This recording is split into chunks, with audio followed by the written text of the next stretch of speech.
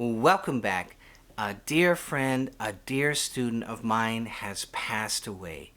And my first student, Dwayne, he said, would you please do a celebration of his life?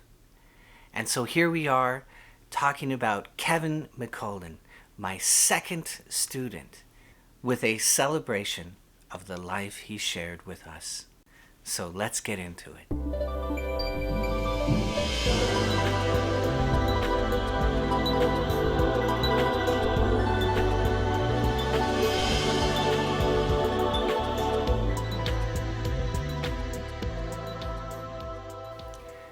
You might know the story about Dwayne. Dwayne was my very first student. I was training with Ashokji, and I was living in Vancouver, Washington, and just download after download after download was taking place inside of me. And everything that Ashokji was teaching me, I was translating it into modern medical language, and it made the whole thing very approachable. And I started to share some of this with my friend Dwayne. And he finally goes, "Oh my God, you have to teach me." I'm like, "Oh, no, I couldn't teach. Who am I to teach?" He's like, "I don't care about all that, whatever you just said. I don't care about it. Just freaking teach me." So I went to Ashok. I said, could I teach? He says, "Let's make you a guru." And he did. And I was blown away. We did a little ceremony at his house, and it was beautiful. And I started to teach Dwayne, and right there next to Dwayne, his very, very close friend was Kevin. And Kevin became very interested as well, and he became my second student. Kevin is probably one of the kindest, sweetest, dearest souls I've ever met. And he absolutely loved Kriya Yoga. He adored it. And he would carry in his trunk a pile, a literal pile of the autobiography of a yogi in paperback. And he would talk to people, strike up a conversation about yoga, and then say, "Here, read this book. I think you would like it." He would just go to his trunk, pull one out, and share it whenever he could. And he was doing this constantly. And it was really his mission in life to share this Kriya Yoga. And he thought, the very best way I can possibly do that is to give you the autobiography of a yogi. And I have no doubt that if he was alive today and kicking around, he'd be up and down the street, possibly with this book, because it's such an easy manual. But he absolutely adored Kriya Yoga. Long before his life with Kriya Yoga, he was a Navy man. Dwayne wrote, "Kevin served as a supply officer on the USS Holder during the Vietnam War. He loved the Navy and told me endless stories. He was a planner, looking to the future in order to be prepared. He was bold, even fearless in doing what he felt was right for his captain, ship, and crew. He told a story about one Thanksgiving. He ordered enough turkeys, not only for his ship and crew, but all the surrounding vessels. Kevin saw to it that all these men serving were going to have a real Thanksgiving dinner. His captain was surprised that Kevin had thought of everyone, not just his own ship and crew. They offloaded these turkeys to the other ships." In another story, he told he would go see the little old ladies at the supply center, taking them flowers and candy. They'd love to see him, and it would help him get everything on his list for the ship. Kevin served 28 years for the Defense Finance and Accounting Service.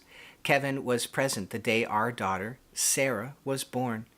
He loved her very much, and Sarah helped to care for Kevin in his end days. They both loved to swim. Dwayne says, "I want to thank my partner Priscilla for her loving service and dedication to Kevin, Sarah, and myself, without whom I could not have completed this assignment." At one point in their friendship, Kevin told Dwayne, "I don't have any kids. Would you look after me in my end days? because I really don't want to go into a home. Would you please look after me in my end days? And Dwayne did. It was a humongous task, and he did it. He did it well. It's a very hard thing to do. Kevin had an amazing attitude. He would often laugh and joke.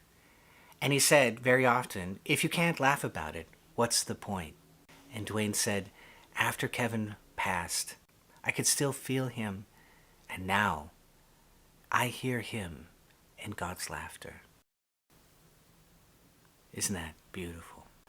This is a book that I have recommended before. It's called Testimony of Light. I'm going to have a link below. Now, if you find this book on Amazon, it's going to have a new and updated cover, but this is a wonderful book. And it's the story of a nun, and she was in the nunnery, and all of these spiritual practices from the East were emerging, and she wanted to study them, and she just couldn't. And so she actually left the nunnery for the purpose of studying Eastern meditative techniques. And along the way, she found a friend in Helen Greaves. And the two of them became so close spiritually that they actually created, over time, a telepathic bond. And they would hear each other thinking about each other and call each other up. And you were thinking about this, and oh my God, how did you know? Over and over again. And then the nun passed away. And she continued to speak telepathically to Helen Greaves and tell her about the afterlife. And that's what this book is. It's gorgeous. I love it. It's a great, wonderful representation of the afterlife. Whatever you might think about the afterlife, this is one person's experience of that, having a voice from the other side, not talking about a near-death experience, but the actual death experience. And some of that has happened to Dwayne. Your consciousness is part of the infinite consciousness. And without the infinite consciousness, there is no you consciousness. And when we pass away, we go a little bit closer to that. And we have unresolved issues, so we come back, maybe, if we haven't finished things out, right? But the closer and closer we get to finishing those things out, the closer and closer we get to the very big holy. We retreat farther and farther into that. It's very simple now because we all have these computers that are connected to the cloud. You lose your laptop, you go, oh, well, at least it's backed up on the cloud. That's you. That's your consciousness. That's Kevin. He's backed up in the cloud right now. Kevin was living in San Diego, and he invited me to come and visit him and give him the original Kriya. And I came to his house, and I led him through the progression, because Kriya Yoga is not just one thing, it's actually a progression. And so you see me over and over again teaching progressions on this channel, right? Well, that's the reason. Kriya Yoga is a progression, and so I'm always giving you, okay, we're going to do this, and we're going to build on that, and then this is going to happen, and then this is going to blossom. It's always a progression. It's not one simple thing. It's a progression which leads to wow. And so I taught the Kriya Yoga progression to Kevin, and he was taking notes, and then I left, and then I visited some months later, and Kevin goes, would you please check my Kriya? I said, sure. And he pulls out this laminated, highly detailed list. I said, what is this? He goes, this is my KSOP. I said, what? It's my KSOP, my Kriya Standard Operating Procedure. I thought, oh my God, this is beautiful. This is what happens when you apply the Navy to Kriya Yoga. I loved it. He had the progression just beautifully laid out for himself. I'm going to do the Mahamudra. I'm going to do the Navi Kriya. I'm going to do the Om Japa in the chakras. I'm going to make sure I sit and enjoy and soak this up in the Para Avasta. It was gorgeous. It was perfect. I said, Kevin, this is beautiful. Soon after that, Kevin called me up. He goes, something is happening to me. I said, what's happening? He said, well, every time I watch a movie, I mean, I can watch a sitcom, and I'm just bawling my eyes out. He goes, what is happening to me? I'm like, oh, your heart exploded. He's like, damn right, my heart exploded. What is going on?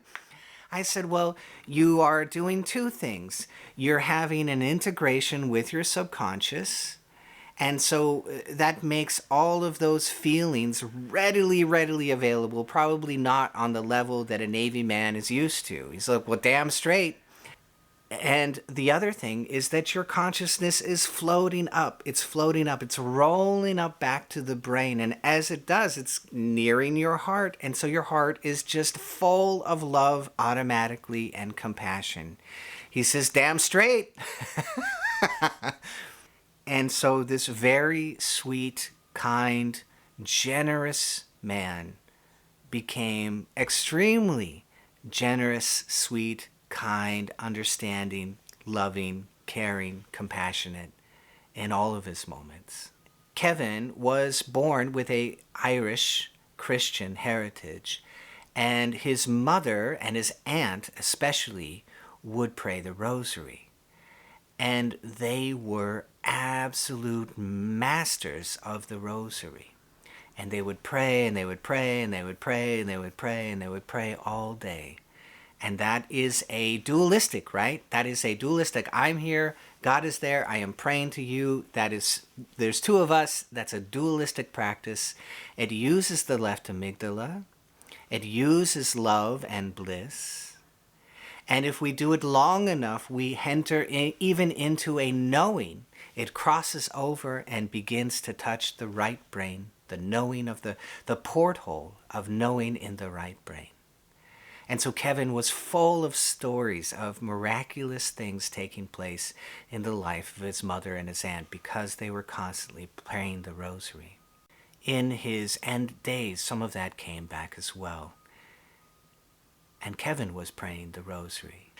You never know what little practice, what little meditation, what little love affair that you have with the divine. You never know where and when it's going to show up. Unless, of course, it's your whole life and you make it yours, then it's going to show up all the time. Kevin lived a long and incredible life. He was loved by everyone around him. Today we celebrate his journey. I wish him well in his soul's journey, and I can feel him smiling down on us now.